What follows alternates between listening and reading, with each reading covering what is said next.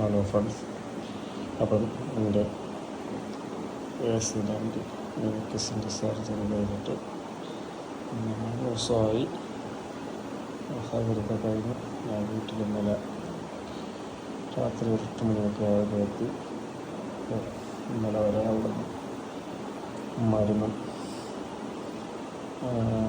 ഇഞ്ചക്ഷനൊക്കെ trip കൊടുക്കുന്നതുകൊണ്ട് പെയിനുണ്ടായിരുന്നു, എന്നാലും വലിയ കുഴപ്പമില്ലായിരുന്നു.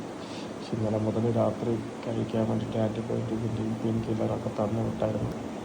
പക്ഷെ ഞാനത് കഴിച്ചിട്ട് കിടന്നിട്ട് എനിക്ക് ഒരുപാട് പോലും ഉറങ്ങാൻ പറ്റിയില്ല. വേദനയെന്ന് പറഞ്ഞാൽ സഹിക്കാൻ പറ്റത്തില്ല, നമ്മൾ കരഞ്ഞു പോവും. അങ്ങനെ ഇന്ന് 3-ാമത്തെ ദിവസം രാവിലെ കഴിച്ച് ഫുഡൊക്കെ കഴിച്ചു അങ്ങനെ ഇരിക്കുക. ഇപ്പോൾ എൻ്റെ കെട്ടൊക്കെ ഒന്ന് അതിനകത്തുള്ള കെട്ടൊക്കെ ഒന്ന് ലൂസായിട്ടുണ്ട്. അതിപ്പോൾ എങ്ങനെയെങ്കിലും ഒന്ന് വിളിച്ചൊന്ന് കെട്ടണം, നേരെയാക്കണം. പിന്നെ ഇത് കഴിഞ്ഞ ഉടനെ സർജറി കഴിഞ്ഞ് 2 ദിവസം കഴിയുമ്പോൾ തന്നെ നമ്മൾ എക്സസൈസ് ചെയ്ത് തുടങ്ങണം. വിരലൊക്കെ അനക്കുക, കാല് മുന്നോട്ടും ആക്കി തുടക്കുക.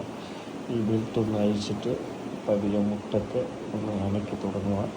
അപ്പം സർജറി ചെയ്തെന്ന് പറഞ്ഞ് മാത്രം നമ്മളെ കാല് റെസ്റ്റ് കഴിയുമ്പോൾ നമുക്ക് ഈ ഓടാമെന്നൊരിക്കലും വിചാരിക്കരുത്.